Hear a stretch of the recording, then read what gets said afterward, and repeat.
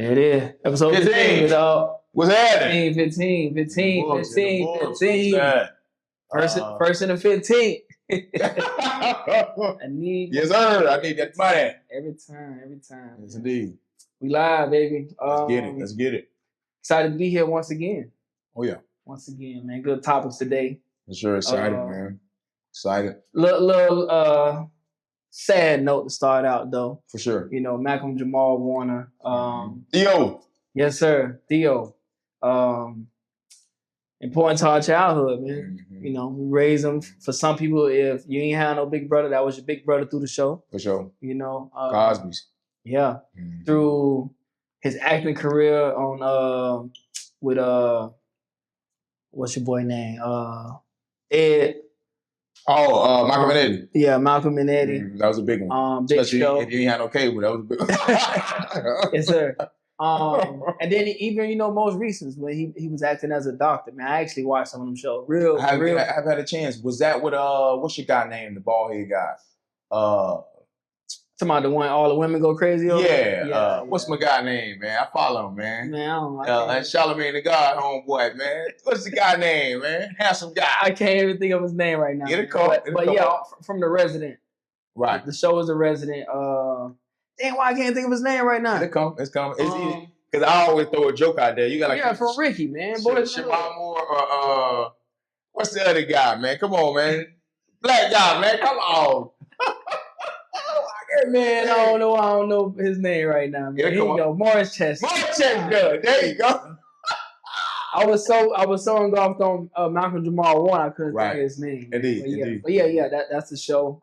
The Resident. Yeah. Okay. The Resident. Sweet. But yeah, man, Costa Rica, drowning, and you know it's one thing that they always say about black people: we don't play that water at all, boy. Right. At all. And you know, as you mentioned. Vacation turned into something tragic. Tragic, bro. Tragic for sure. And I mean, just giving my thoughts on it, I think one, like you speak to his career accomplishment, you know, started early, got a lot of opportunities. And I think the biggest thing is just seeing him navigate through Hollywood, you know, as a young man, and of course as he matriculated. And then, you know, of course, hearing him on his last recording speak on just perspective of smiling through life. You know, because as we know, man, you go through different chapters where you may become the most popular, but then there's a time where nobody's clapping for you, you know. But just finding happiness in different ways, you know, as we spoke on the thought of being able to go to Costa Rica with your daughter is exciting. You know what I mean? Especially for myself, having two little girls, that would be, you know, I would be ecstatic to be able to do something like that. And then to think that he lost his life, you know, during that time frame, very unfortunate. You know, so, you know, before we get to that appointment date, dog, you gotta live life to the fullest. Yeah. You know? Yeah. So that was my lesson out of it, you know, studying his career, and then, you know, the untimely demise, you know. So tough, man. No, it is tough. And as I mentioned, my toughest moments throughout life is when I'm noticing I'm not kind of, you know, accomplishing nothing or shooting towards something. Gotcha. As you mentioned, he's been able to accomplish things along the way. So he lived out his life through that dance. Right. And I'm still trying to accomplish those moments and look back like, you know, whenever it comes, this is what I lived through. This is what my legacy is. And for sure. That's it, bro. And I'll tap into that also just to conclude the topic. I think social media, whether we accept it or not, is a big influence on that. Yeah. We talk relevant to anxiety and depression because I was reading the book, finishing up the Psychology of Money, the book I was talking about. Yeah, I need that book. Yeah, I'm actually at the end of it now, and it talks about the different eras coming out of World War II to where you had there wasn't a big distinction between the rich and the poor because it was just an influx of just money, opportunities, credit, etc. To where as time went on and the economy changed, that's where a lot of the problems lie because you got somebody that's in that middle class that may be comparing themselves to that person that's rich or that person that's wealthy. And that's where you can find that inadequacy at. Because when you think about it, grand scheme of things, you make 6 figures, you employed, you got family that love you. You know what I'm saying? You are an attractive guy. You should be happy. But why are you not happy? Because things that you're seeing that people that you don't even know. You know what I mean? It just, whether we admit it or not, seeing somebody that potentially look like they're having a more happier life, it does affect us to a degree. It's just that comparison. It's deeper joy, bro. That's true. I'll say along those lines, though, it goes towards the music, though. For sure. The music always is the underlying factor with how culture moves to me. So if you think about R&B songs and the amount of people getting married and in love back in the day, right? Gotcha. The music was there. For sure. Versus now, a chick might want to be choked up. Crazy. Because of the music, right? Crazy. You might be spending your last on a vacation because of the music. Versus, traditional life, realistically, 2 to 3 vacations a year. Gotcha. People want to take 20 vacations. It's crazy, bro. And can I add to that? Yeah, bro, we here. There's an illusion. Uh-huh. What I've noticed, and as I said, a lot of my followers are women. What I notice is they could go on vacation 6 months ago. Yeah. And they're just really yes, sir. So if you don't know this woman, you're like, she always on vacation. You're going to catch her right at the job. Yeah. You just don't know. Yeah. And I think that illusion or that perception of, because think about it, in order to be on vacation all year, you got to have money. You got to have money. You mean to tell me you were first of all, you even got to pay time off. Let's start there. Yeah. And that's where the conversations need to be more in depth. That this is an illusion. This person is strategically trying to give a perception that they're on vacation all year. Yeah. When they're at the job, just like you. Yeah. But I'm glad that wasn't open, boy. Oh man, that's tragic, huh? Dang. But that's part of the problem. You know what I mean? No, it is. It is. Yeah. So illusions. Yes. Smoking I have to fool you. Yes. Whether it's your bodies, whatever it is. It's don't get me wrong. We both love women, bro. It's just they all have certain tendencies that try to heighten your profile. And that's where, as men, we have to gauge it. And whether it's for your mental, physically, you have to have a protective factor in and knowing that you want to see the genuine side of this person. You know what I mean? That social media is just, it is, bro. But see, that goes back to who you are as a person in your circle. For sure. Because if I'm in your circle, and I'm allowing you to keep this image up. Am I being real with you? Not at all. I can't be. Right. So that's that continuing cycle that we always talk about. Indeed. Yes, sir. Yeah, okay. All right. So along those lines, we talk a lot about the professionalism, trying to make our way up the ladder. Right. It's always going to be a ladder. Oh yeah. In everything. In everything you do. In everything. So we in different, professionalisms right now. Right. But we both tried in the sports world. So let's stick there first. Sports. Yeah. So, but making your way up in the ladder of sports. So of the depth chart. You're right. Yeah. You right on point because I've just had this conversation. But go ahead. Okay. So prime example, me going to the West. Gotcha. That initially that wasn't my first thought. It was supposed to go to Northwest Christian. Okay. I think a 1A, 2A school on scholarship. Gotcha. That was my dad thought. He was like, nah, Where they located at? Off 135th on that one way. Gotcha. Okay. Like, Pepper Park, then once you pass that, it's like the little school, like going towards 7. It's like they still exist today? I don't even know. I mean, I would hope so. Gotcha. Okay. So. But yeah, so that was supposed to be the first plan. Get exposure early. Okay. I wasn't thinking like that. I was thinking the West. Tradition, history, all these different things. Right? So I get to the West, as you know, 9th grade. Oh yeah, you ain't play. 9th grade, first day I'm showing up to play. Football.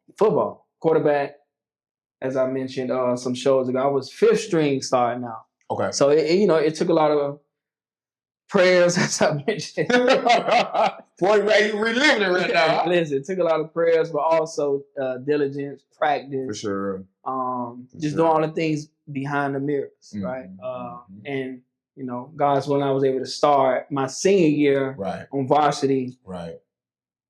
10th grade, I was on varsity. They brought me back down to play JV because we had no starting quarterback. Gotcha. So that was kind of, making my name have some, some rep to it. So, Indeed. But along those lines, it's a lot of different intangibles that may show up to where you need to present yourself to climb that ladder, right? Climb that depth chart. So are you resilient in those moments? Good. Are you accountable? What D said, the only ability that matters is accountability and availability. Availability, for sure. Yeah. So that was me. showing up, extra time after practice, throwing the ball. I remember throwing the ball to Mario, Khalil, just getting used to like different speeds, sizes, all them things help me along the line. Science. Right?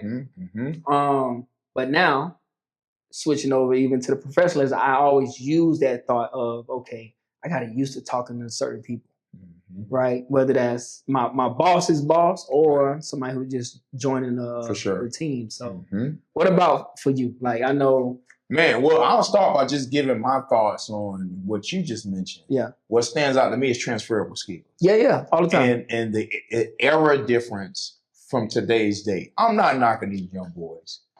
But when we played, you had to wait. Why? Because there were dogs in front of you. Yeah. Number one, quick comparison. Tyrann Mathieu just retired. Oh. You know why he had to wait? Because he had dogs in front of him. Yeah. Patrick Peterson. What was Moore's, what was his name? Claiborne. These are with dogs. Yeah. He had to wait. It wasn't no transfer. You had to wait. She had to sit out a year. So the terms that comes to mind: resilience, grind, grit. How bad you want it? You had to go through that. Had to. My journey, as I said, for me, basketball was my first. Right. That's what. Yeah. So I went to basketball first, and then I just had an epiphany. Big dog, you got a football school. You need to go play football because, as you can, and I knew the hype thing was about basketball because I really felt like skill set. If I would have stuck with it, I would have been the best player on the team. No doubt about it. It's just I knew that because of my height and my body structure, I was more suited to go to college, considering where I was at playing football. So I chose basketball first, transition to football, played JV 10th grade, but I moved up to varsity in basketball too. Mid-season, yeah. Right. And I just stayed with both sports. And that's what kept me out of the hood, to be honest. But going back to those traits, it's a process that you have to be committed to. This ain't got nothing to do with 76ers. We talking about real life. You have to be committed how bad you want it. And if that dude in front of you that much better, lock in. Get better than him at some point. It's either he gonna do something school-wise, he gonna do something on that field, he may miss a play, whatever. I ain't saying you bet on him to lose, but it's a competitive edge. You gotta be like that. Now transfer that to your career, it's gotta be the same energy. Yeah. I had a supervisor tell me, these cats will eat their young if they could. Eat their young for a promotion. Jeez. Just recently, I had a conversation with my supervisor. They had like a stat thing they pushed out. In the top 3 in the district I was in the top 3, basically. Nice. So I don't care what you say. You ain't gotta like me, as I tell my coworkers, focus on the work. Yeah. They can't fight you if they know you know that work. Yeah. And for me, I let the work do the talking because I know my personality. I know I'm not a sucker at all. I'm not a yes man. If that's what you want, we're going to have issues. Yeah, you can't but if we focus on this work, and then the beautiful thing about us now, I don't know what our generation is. I don't know what they call our generation. X or something. I ain't never keep up with it. The biggest thing is the baby boomers are on their way out. Yeah. So that's what opportunity to climb. So if you judging off merit, not personal, merit, meaning work. And in your world, it's sales, customer service. Judge me on what's going to bring in the dollars. Right. You got to give me the promotional opportunity. Based upon my punctuate, being on a couple of things I could just note that's transferable. Brown said it to me one day. I'll never forget it. To be on time. Coach Brown, to the group. To be on time is to be late. To be early is to be on time. Yeah. So you better know wherever I need to be, I'm pulling up early. Yeah. Just because it's ingrained in me. I've been doing this since a child, man. Also, work habits, working out. It's a lifestyle at this point. I don't want to be fat. Right. That's just what it is. Don't get me wrong. You're going to have your times where you may gain more weight, whatever, if you go through the pressure period, whatever it may be. But there's a lifestyle that you take from working out, the discipline that comes with that. You can relate that to your work. You're going to take pride in yourself, the way you dress, the way you communicate with folks. So I just think it's a beauty to be involved in an organizational sport and then to be in the back of the line and to work your way up. Because you separate yourself. Last point I'll make, I had my last deputy that retired. She waited till she got ready to leave, but she still said it. emailed me one day, you a winner. You got winners mentality. I'm talking about her and my old supervisor grilling me. I knew what they were trying to do, but it's just they felt like, we can't break this dude right here. Just because I focused on the work. Right. I kept showing up. I'm not a yes man. If it's something within logic, I'm going to do it. But if I know you're messing with me, I'm going to straighten you out. Yeah. That's just what it is. Yeah. So unsolicited, she didn't have to give me that, but she spoke on it. I watch you grind. Yeah. I watch you go through that challenging time and you're on the other side. You'll win. Yeah. It's a skill that they call listen, challenge, commit. So from what I'm hearing, it just based on, your brief story. So you always listen. I noticed that about you, since I know you. For sure. But in those moments where, as you mentioned just now, if it's like a brick wall that's happened, you're gonna challenge the situation. Oh, you better know. Right? Yes, sir. You're gonna challenge it. But then at the end, you always gotta commit to something going. For sure. Always. You have to. That's a skill I always try to tell, from my younger brother, older brother, team members, like, listen, challenge, commit. Because if you ain't gonna commit to them, you're gonna always be swaying. Right? So yeah. But yeah, man. Indeed. So okay. You was able to climb, from at the West, making your way at the depth chart, basketball, football, whatever you put your name on. Indeed. But in this instance, right, somebody who might be listening, maybe they working at Publix, maybe they at the post office, or maybe they just entry-level sales. So you spoke about intangible skills. Oh, yeah. Or transferable skills, I'm sorry, transferable skills. So there are the small things that you got to do on the day-to-day. Oh, for sure. To just even be considered. Oh, yeah. But now once you're considered, there is some other things that have to show up for you. For sure. Right? So it's no longer just achieving. I got to exceed. Yes, sir. I got to exceed. So in your line of work, like, what does it look like to exceed expectations? Once given a position, or to push to get to be considered? To push to get there. Because we talking about climbing the ladder. Yeah, yeah. I think the biggest thing is the work. Okay. The organizational piece. Just because you're dealing with judges.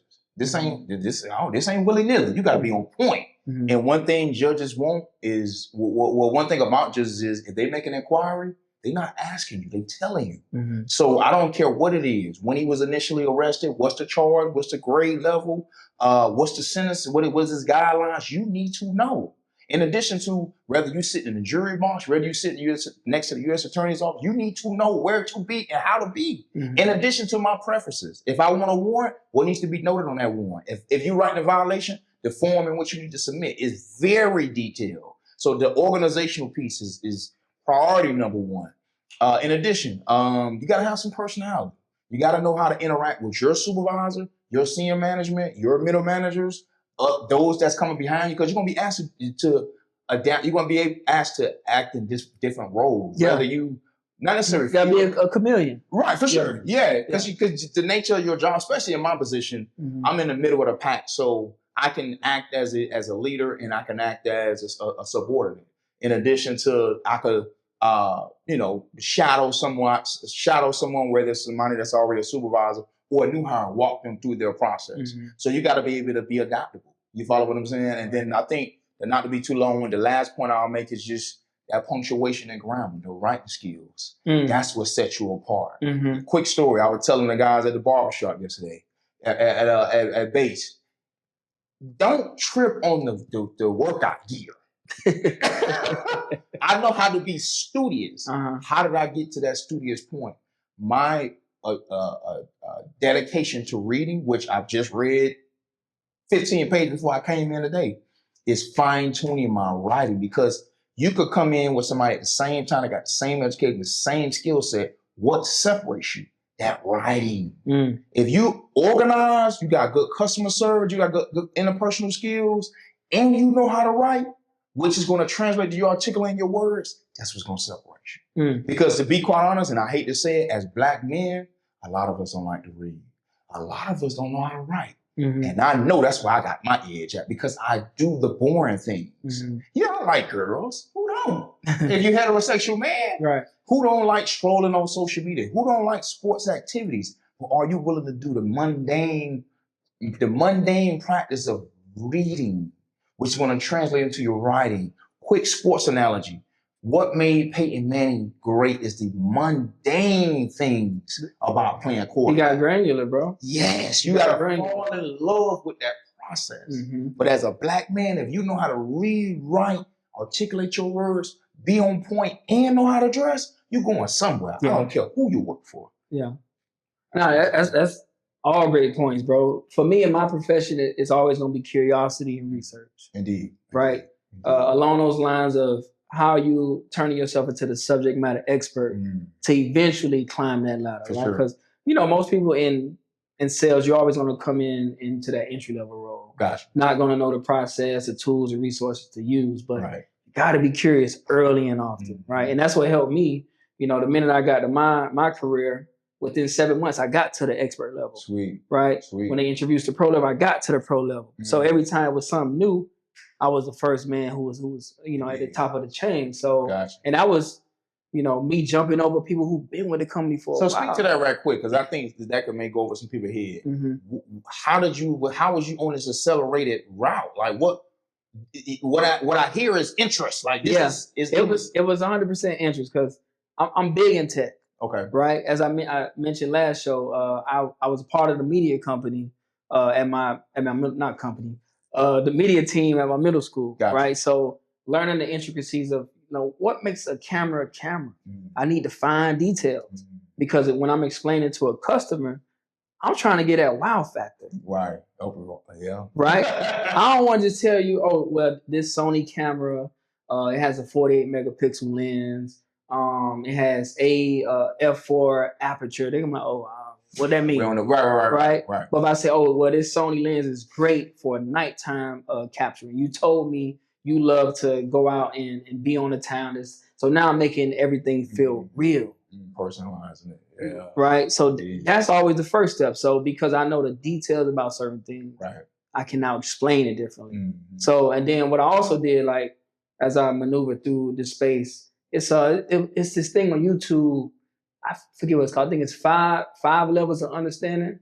But anyway, you got to be able to explain to a kid, middle schooler, high schooler, a college degree, and then somebody who might be in the top professionalism of their lane. For sure. So being able to have that interpersonal savvy, each one, kind of what you elaborated to. So I think those were the moments, and then spade to spade. When I leave work, back then it was still me at work because I'm learning. Right. I'm still on YouTube scouring information because I'm on a money train right now. I gotta get to it. Yes, sir. Remember I told you I came in working at $8 an hour. Yes, sir. At 25 years old. It's a different grind. Right. So I needed to transition. And then, you know, once I was able to mesh with the team well, you know, leadership talking to me, I'm like, okay, I'm understanding a little bit different. Boom, got the expert role. And then transfer back home, new team. I'm coming in, the same things I learned at my last job, I'm running around orchestrating. They're like, man, who this cat is? That's how they felt, right? And they told me after the fact, you know, as the relationship built, that I came in just so gun-ho on trying to make changes. And I was like, damn, okay, I did come in a little heavy-handed, right? Gotcha. So, but along those same lines, I had already kind of created that space about who I am. So I didn't need to joke around to get your buy-in because you knew what I was on. Yes, right? Sir. Okay, boom. So that happened, pro role, boom, made my way up the chain. So, and as I continue, pro, lead experience, manager experience, the experiences matter because you got to be able to handle the mundane stuff right first. They want to see what your composure looks like. How do you make decisions? What do you do when you don't have enough information? How do you still move forward with something? So all those little intangibles matter. So that's what got me on the train that I was able to get now.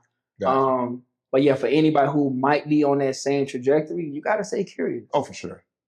And it's so crazy you say that. Within the same book I keep referring to, The Psychology of Money, they talked about Bill Gates and I forget the other guy's name. It'll come to me. But what they talked about Bezos? No. I don't think it was Bezos. I forget, it'll come to me. But the initial computer that was given to them in middle school and the curiosity factor of learning that computer. That's basically what you're saying. Yeah. Yeah. Gotta be curious. Gotta be curious, man. Indeed. So I know you mentioned, reading, writing, right? And it's a lot that's out there right now where you don't have to read or write. You can sound intelligent through an email. Chat GPT. Yeah. Right? Any AI, right? Gotcha. Any AI. So along those lines of kind of using the tools that's out there, you kind of have the advantage already. Okay. So you saying somebody have to know how to, write a letter or do this or do that. You're gaining you're kind of gaining the experience from being able to be exposed to it in the sense with AI that's out there now. Okay. But nowadays, I don't think that's what professions are looking for. Right. To set you apart. Yeah. Okay. So to set you apart, I don't think that's kind of what they're looking for. Okay. I think in any profession now, it's about what's the word I'm looking for? The way you can comprehend the work. Okay. You know what I'm saying? Because if you think about now, everything is based on prompts. Okay. Do you know how to write a prompt to get what you're looking for? And that's what these AI models are actually showing us nowadays. Okay. Yeah. Okay. Now, I will say this. I think the thing about criminal justice is, and then there's a pushback on AI. Oh, really? Oh, for sure. You can't use it at all. Okay. You can get fired. Literally. Yes, this is written in policy because there was I forget where it was at, but it was up north. There was a writer that actually used AI to write their entire report. But the thing is, because of the input that goes into AI, that's where the issue became, because it was personal information that was being plugged into AI. Yeah, you should never put any personal information in AI, man, because the more it's a learning model. Right, for sure. Right? So it's like, oh, okay, boom. You giving it, you add, what they say, you add fuel to the fire. For sure. Right? Because everybody say they fear it or whatnot. So don't give it information you don't think it need to have. So go ahead. Now, the fact that it's widely available, now here's where the teaching level of it comes to. I need to already be talking to elementary and middle schoolers about this technology. I agree. Right? Maybe it shouldn't be able to be downloaded for somebody that's under 21. Gotcha. Like a liquor license. You know what I'm saying? Yeah. Because you need to protect. You always should protect the youth. For sure. Always. Because that exposure is gonna, for one, I don't even think their brain will start developing the right way if they're introduced to this type of level, because they don't have to think analytically no more. Well said. So it's a lot of different factors. But in theory, technology does that. Similar to, I would even throw in autocorrect sometimes. Think about it.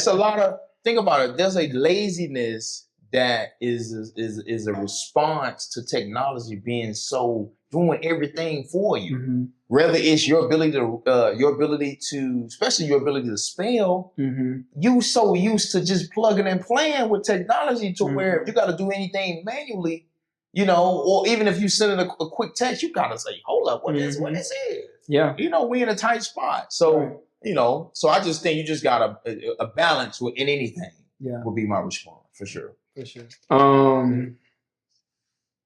right. I think this is a good transition now to talk about, so you made your way up in the profession. Right. Got some dollars under your name now. And as we know, money that sits in the bank does nothing for you. At all. It don't move. Right? So being able to invest in different markets, I think is something that should be learned in some form of, let me say, I guess, within some area of your life. Right.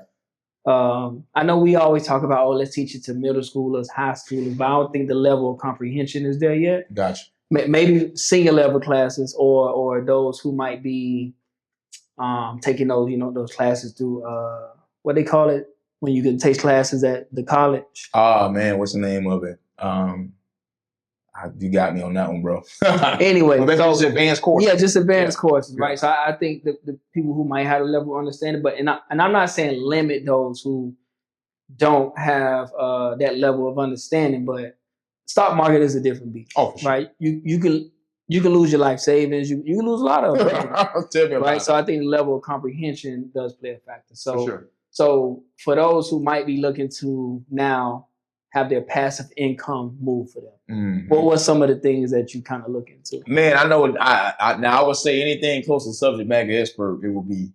But I think just going off my experience and introduction on it, I know where my pros are and I know where my cons are. Okay. For me, it's the curiosity factor about learning the charts. That's where, for me, I need to plug in more energy because that's going to be the separation. Because you could look at whether it's Webull, you could look at whether it's Robinhood, and you checking out the different weeks, your different months, and saying, okay, this stock has risen to this point, whatever percentage, it's enough for me to feel like I can buy a certain amount of stocks or an option play. But as you said, you got to understand that you can lose your money in this. Right. So the biggest thing for me is disposable income. Put in there what you feel comfortable losing because that's what you're taking the risk, whatever it may be. Go ahead. Define disposable income though. Money you okay with losing. Okay. So if it's 200 that you wouldn't cry about, that you don't necessarily need towards a bill or responsibility. That's what I was right. Okay. Do not put in money that's for a bill or taking care of somebody that you love. Don't do or whatever it may. Car note because you need that car. You play games you want to. Yeah. You be seeing a video. You saw the one where the girl was running after the guy and like she jumped in the middle of the truck and in the little dolly that the car was carrying. Oh my God, man. Yeah, like she could have lost her life. Ooh, for a car. Now the backstory on that was it was her dad had just passed away and that was the last thing that she owned. That's all the dad. It was sentimental value. Yeah, but I was like, dang, you still gonna kill yourself behind it? I know. My bad. I mean, it was legit, but I think the beauty of it is to see let's just say if you put $50 in there, to see it grow to 100, that's a win. Exactly. That's a win. Exactly. That's the number one perspective for me, whether it's you buying stocks and or you playing the options play. Options, I think, is where the real gamble comes in there because you talk about the expiration that comes with it and the time decay that you thinking, by this day it's gonna get to this, and then as close as that day comes, you're like, wow, I lose it. Time decay. Do your homework. So my advice to anybody would be: 1, do your research. 2, find a mentor, somebody that's already in the game. 3, disposable income, as we talked about, and then of course the latest is a trend. So your research. What's in play now? If you don't know about NVIDIA, you're under a rock. Come on now. That's the number one I'm going to. Secondary would be Meta. Here's the third that I recommend. Just, and by no means am I a professional, but just giving recommendations on stocks that I see that are relevant to today's date. That Roblox, come on, man, do your homework on. Who ain't playing a video game? Grown men are playing a video game. Nah. Yes. Roblox I think Roblox ain't necessarily just that particular game. I think it's just the industry. It's a mix of it, and I'll do some homework on it. So it's kind of like Sims. Right, to an extent. But what jit don't want Robux? That's what they into. Yeah. And just watching that stock progressively grow because there's youth involved. You talk about seniors and youth, there's a necessity there. So between those 3 stocks, those are some that I say would look out for. And then to be honest, man, the inspiration I gained from you with your meta play was just you gotta have the bread and you gotta have the patience, because the longer you go out, the more expensive it becomes. And you had to have conviction to put that amount of money down and to have the patience to say, I'm gonna see it through. Yeah. But to see that ticket, oh man, come on, man. I've never seen it. The highest we had done, to my experience, was NVIDIA at that time. We had $1,000. I think he was over 1,000. But I mean, I'm from Liberty City, Florida. Yeah. Whoever. I don't know nobody even got an account. Yeah. So let alone to make $1,000 in a day, but it was so empowering. It's just the other side of it when you lose. Yeah, naturally. And the last point I'll make is the consistency to stick with it when it's not financially beneficial in the moment. Yep. No, you said some good points there. So I'm gonna stick through the disposable income first, right? So after you break down your bills, you take away all the sunken investment. So whether that's because you got to factor in things like dates. Right. You got to factor in, maybe you want to treat yourself once or twice a week at a nice restaurant. Right. That's, people like to do those things. So those moments, those expenses have to be a factor first. Right. So me, I budget about $600 to $800 a month for dates. Gotcha. That's just what it is in this climate that we live in. Right. So after that, boom. So now I'm looking at the money. So say I got 1,000 to play with. Gotcha. But I'm gonna limit it to 100 just based on, realistic. Right. So $100, like you say, the return on investment typically in the market is about 20%. Gotcha. Average. Okay. Right. Now, I'm sure you see all the people with the screenshots, like, look at this return, 1,000%, 400%. That's because typically they was in the play for a while, right? Timing is everything. Like typically, that's what it is. So, but somebody who might only have $100 they want to get into the game, you got small cap stocks, right? American Airlines, Carnival Cruise Lines, you got AT&T, just things that don't move as much, right? But it can still give you a return on your money. Gotcha. I was listening to Myron Golden, and he was talking about turning $1,000 to $1 million in 3 years. Right. And that's based on a 25% return on your money every month through compounding. That's how he explained it. Right. So I ain't do like the exact math, but it made sense though. So he's saying, of course, I think he's talking about traditional buying stocks and just sitting. Yeah, just whatever investment. Buy and hold. Whatever investment. Even options? Yeah, options going to give you a bigger return, but you said that's the gamble. So if you're saying buying a stock, finding one that can give you a 25% return within whatever time frame, gotcha. 30 days typically. Gotcha. But so along those lines, that's the way that you kind of got to look at your money first. Because jumping out there, as we did during the pandemic, we saw some big returns and then we started seeing them like, we taking them L's now, right? So, and it was most times, I don't know if you remember, we saw profit on the contract first. Yes, sir. And we're like, I'm going to hold it for a day. I'm going to hold it for 2 days. No, take the 20, 30%. Take your profit, right? Yeah. You got to live and see another day. For sure. Right? But if I would just jump in any industry, as you mentioned, anything cloud-based, I'm looking at, because with all these AI models, the drones and all that out there from the military, just a lot of different things that is the money going to be moving in those spaces. Oh, yeah. Is it any one particular stock you highlight? That fits that criteria or that yeah, I do like CoreWeave. That's something I've been trading recently. Yep. But right now they are in a downtrend because their contract on when a stock first IPO, you're locked in on a contract. I think it's a 6-month thing. I gotta look more into it. Okay. So it's coming on a little downturn of what I guess they might find a little baseline of what the stock price gonna be. For sure. But you've already kind of I done got some profit. Hey, you said time does everything. You already got his profit. You go, baby. I'm in another play with it right now. Okay, indeed. But yeah, CoreWeave, CrowdStrike. Right, for sure. We spoke about that. Meta, they trying to build one of the biggest data centers that's out there, right, for the AI. So that's always a play. Oh, for sure. And you're on Instagram and Facebook and everything any day anyway. So you might as well try to invest in Meta. Why not? Yeah. Right. Why not? It's expensive though. You gotta have the bread. You gotta have bread. You gotta have bread. But then, here's how I want people to also look towards the future. I heard this lady speaking about investment company she had.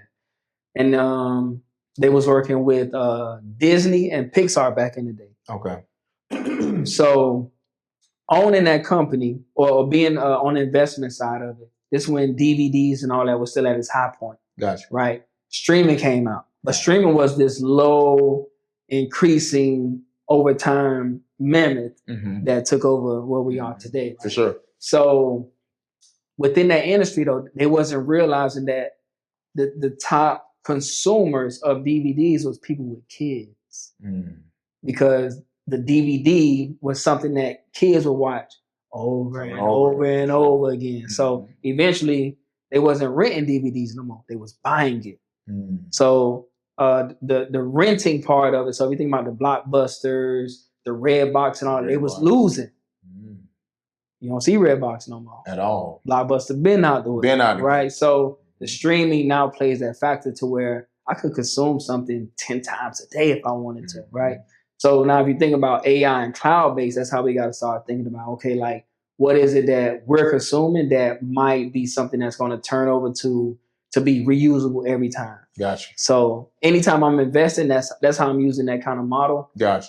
Good insight. Yeah, just what's going to be reusable and what's like going to be this one-time hitter. Gotcha. Yeah.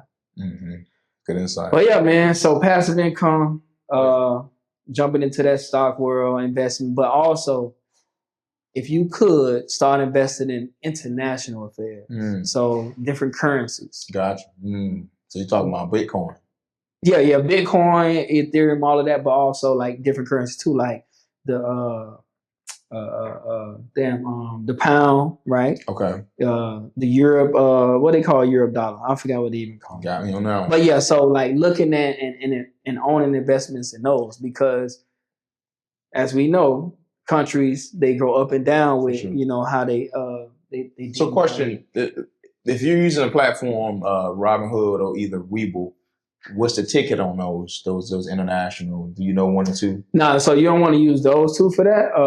I would go through TradingView and then go through one of those brokers that's at the bottom. Gotcha. So you gotta have to pay a commission fee. Yeah. You gotta pay a commission fee. You gotta pay a commission fee regardless. Yeah. Right. But I will go through one of those because Webull and for one, Robinhood don't have like a currency side of it. They got crypto, they have stocks, they have options, they have now 401k.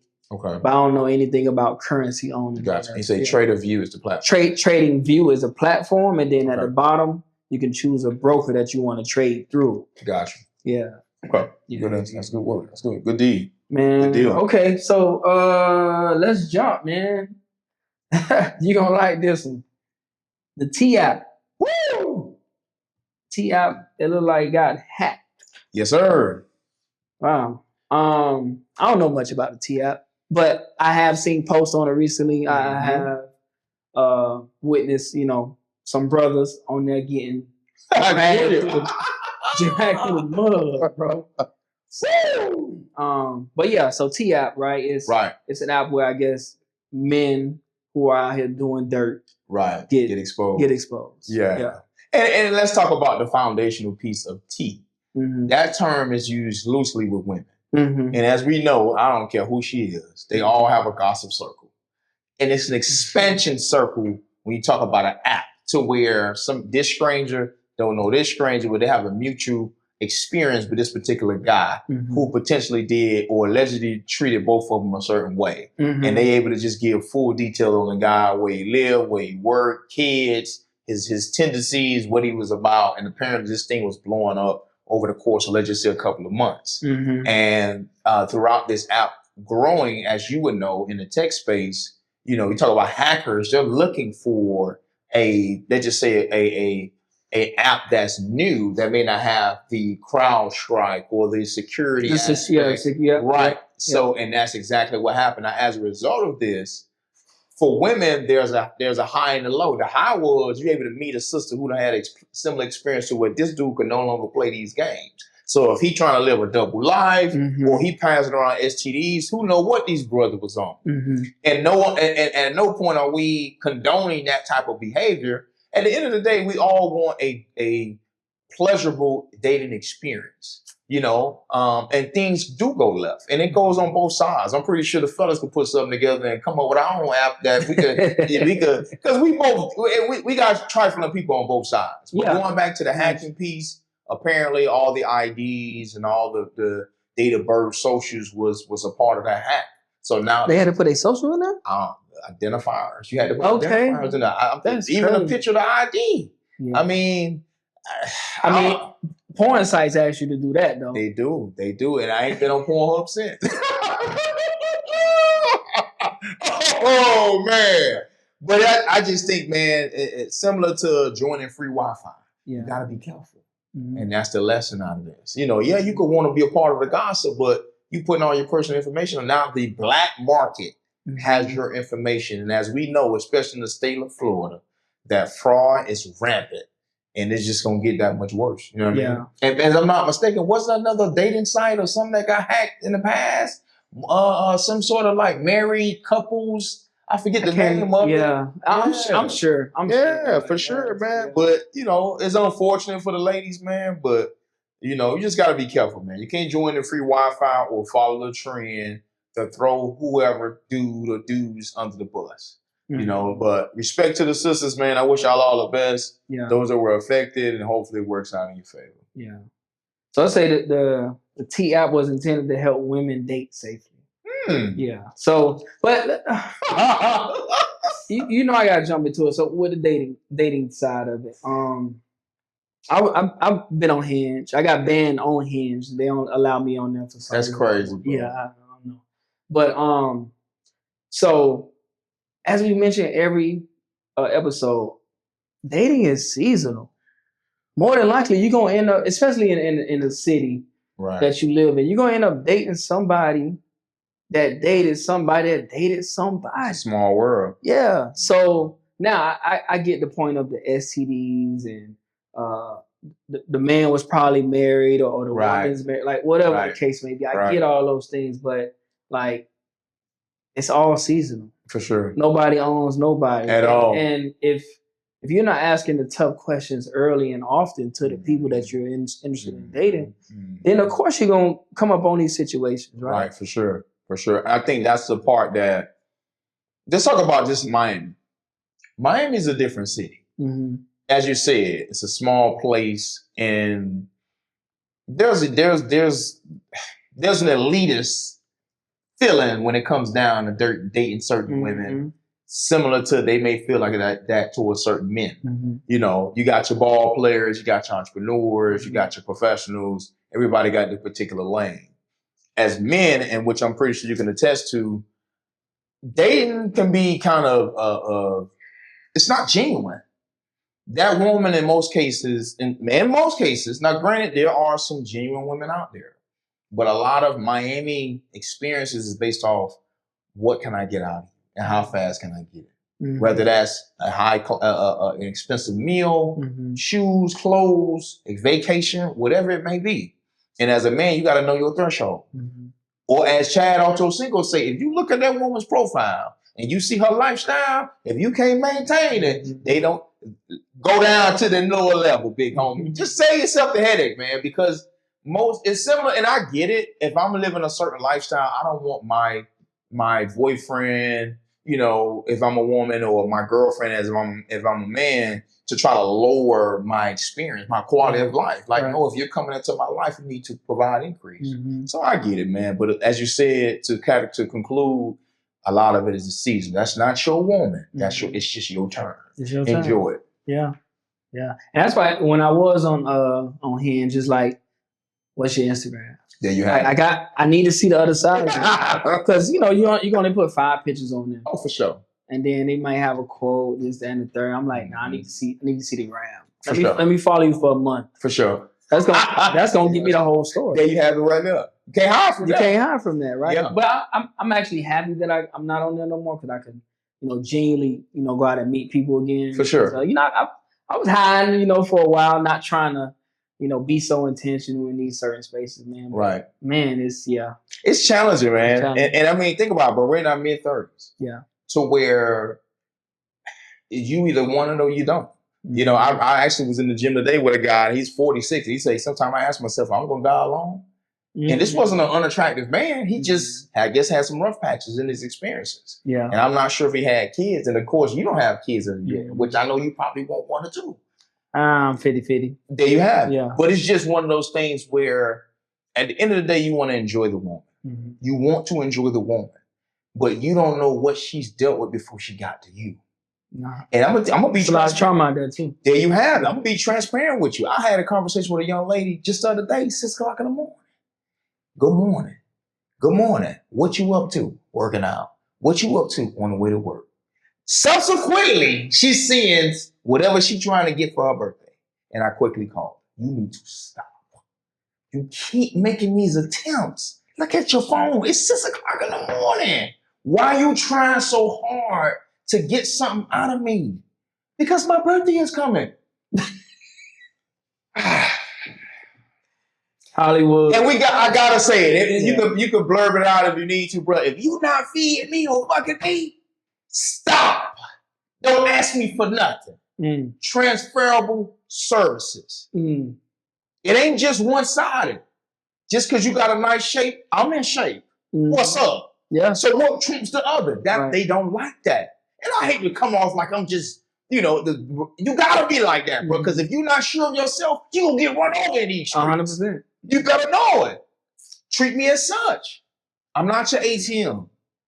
I'm not your chef kiss when you're going to the best restaurants. It's not happening. Treat me as such. If you do for me, I'm gonna do for you. Yeah. That's it. Yeah. Social media has created so much BS out there, man. That woman could be extremely beautiful. And I know me, I think I have a giving spirit. So I think women approach as such, nice man, well-groomed, well-spoken, I could get something out of it. Yeah. Until I'm from Liberty City, Florida. Come on over, I'm gonna give you that smoke. I take pride in it, bro. But it's unfortunate that we go through these things. And I'm pretty sure you experience these things directly, indirectly.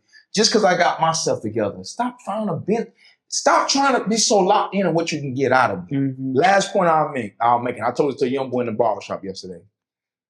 A lot of experiences with, mostly highlighting your experience with the woman that you're dating. It's gonna be a season of benefit and it's gonna be a season of recourse. Just buckle up. Yeah.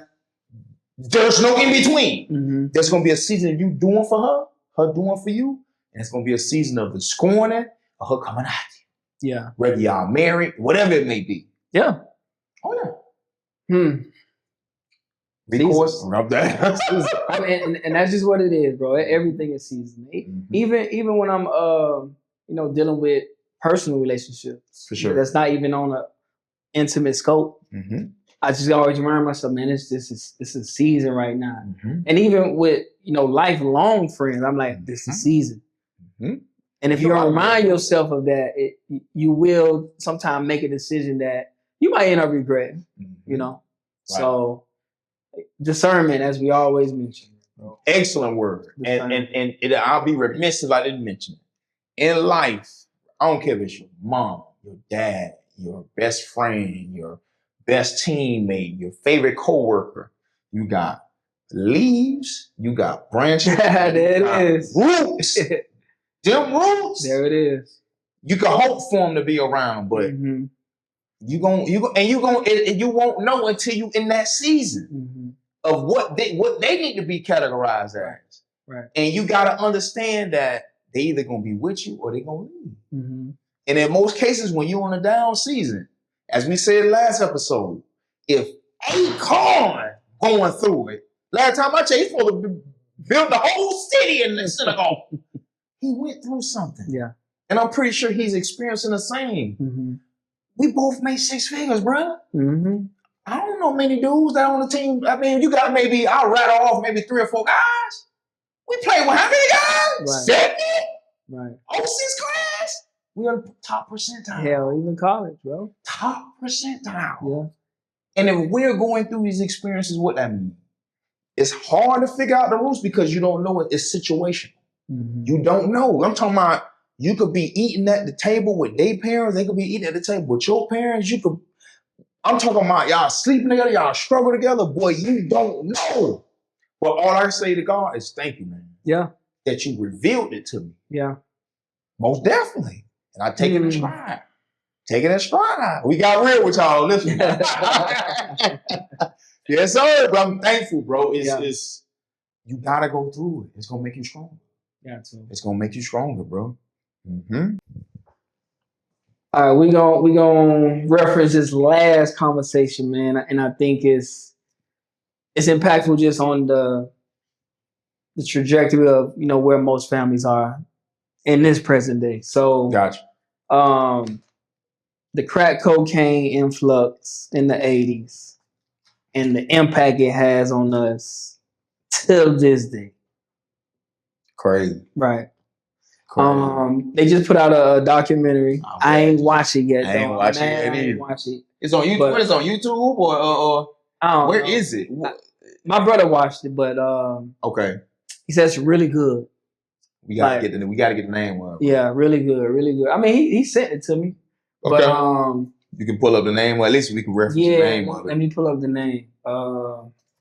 Is it on Netflix or whatever the platform is?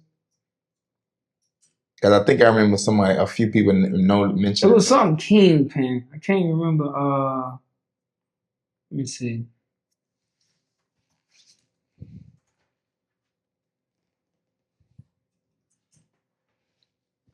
Yeah, Miami Kingpins. Miami Kingpins. Yeah, and what is it on? Is it mentioned on the platform? Let me see. Yeah, YouTube. You see it right there? Yeah, but I don't know. Oh, that may not. Nah, that ain't it. Okay. That ain't it. But yeah, Miami Kingpins, man. Indeed. And as we know, like, it was beneficial for a lot of people. Oh yeah. A lot of families, went through a lot of turmoil, and still to this day, like that trauma is around. Like you could just see it clearly. Yes, indeed. Yes, indeed. Damn, it's not telling us what it's on. Kingpins. I'm a dog. On Amazon? Maybe, huh? It might be. It might be.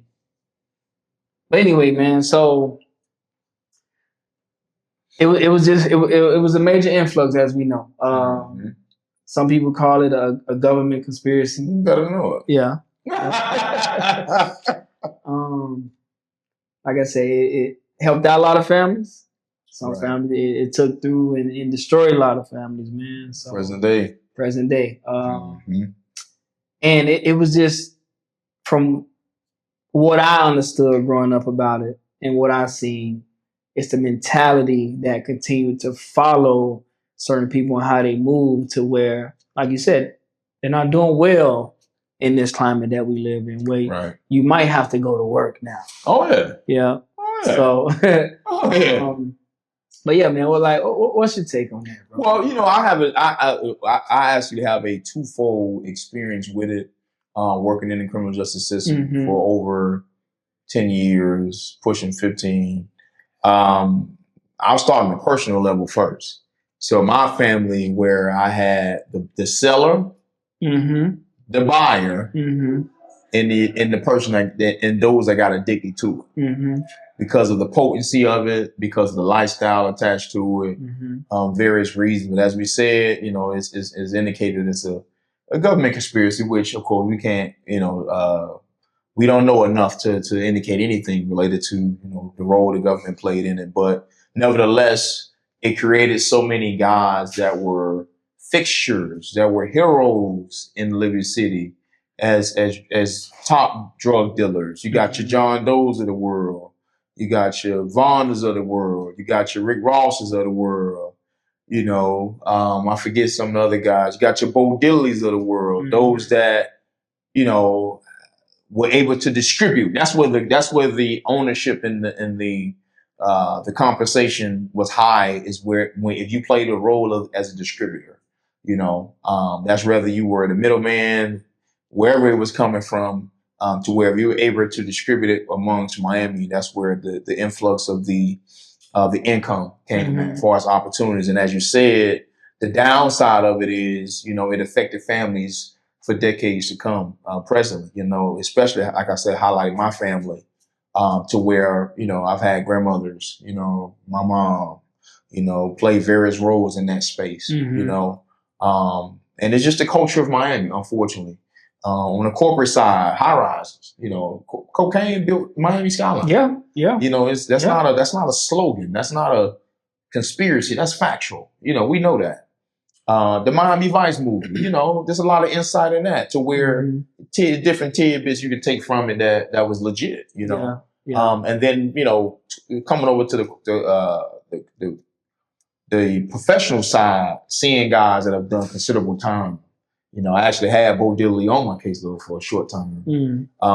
And seeing guys that, served 25, 30 years for their role in the drug market, and I just think it's just one of them things where, it's hard to compare a 9-to-5 to being a drug distributor. Yeah. To where them dudes was living a lifestyle. When you talk about the the dunks and the gold teeth and the chains and the women and the access is there. You know, I'm pretty sure Kingpin's done their best to depict the experiences, but the man was on a high that was like no other. Right. But as we know, that was a devil's playground. You know, just because it was able to affect so many people.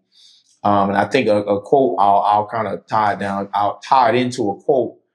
As now I was talking about on Triple Beam, you know, what was his justification? They doing it to themselves. So that's why he was able to continue to sell it, you know? So, I just think with anything, man, I think Miami has tied ourselves heavily to that culture. But it's affected families for decades, man, to where if you wasn't a seller, you was a user, and then the accelerated part of being a user was being addicted to it. Yeah. You know, to where now you got those that need to work, as you said, that don't have the motivation. Why? Because I've been using cocaine since I was 18 years old. And it was normalized back then. Because back to my understanding of it, cocaine was related to the elites. Right. At that point, yeah. It was related to the elites, you know? And as we mentioned, in the past, I think cocaine use is related to a social circle as well. You know, you don't find too many cats that don't look like me and you that use it, you know? Right. You had to be from a different community or different lifestyle, you know, different experiences. It was an elitist drug. Yeah. So I think it's to conclude, it's taking this eras, you know, as far as association. But when it comes down to those that are from Liberty City, it impacted those that sold it, used it, those that are addicted to it in a different generation. Yeah. You know? Yeah. No, it's true, bro. And the lens I take from it is the nepotism side of it. Indeed. To where it was just trickled down. Like, as we mentioned before, if this is the family thing, it's a family thing. Right? It's not where, oh, I'm doing this and you finna go off and do something else. 9 times out of 10, you and I'm doing the same type of lifestyle, right? For sure. Only thing I probably would have wanted to see differently from it, man, to where we think about in the history of America, right? Where you have the white folk who already had the leg up, they owning all these different things, to where we still don't own nothing. At all. Nothing, bro. We don't own Miami at all. At all. Bro.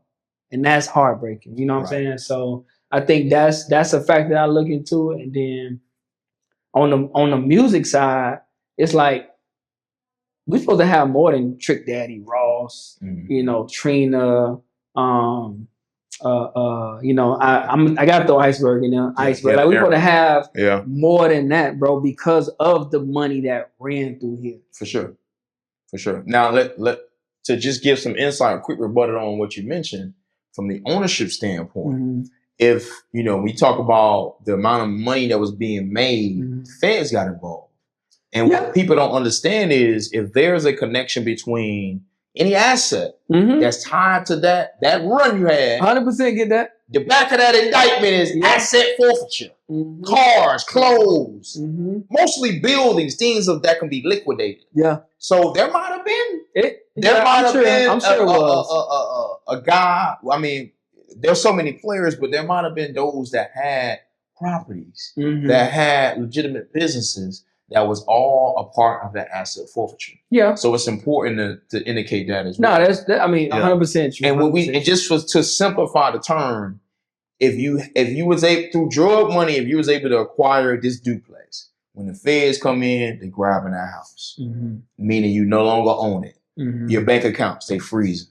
So now they're gonna dry you out. That's just kind of what it is, you know. So cocaine capital, man. Yeah.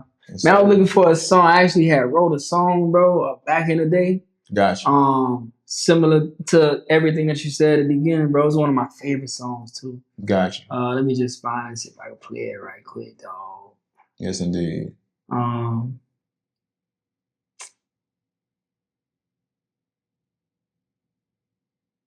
on my old Dropbox account.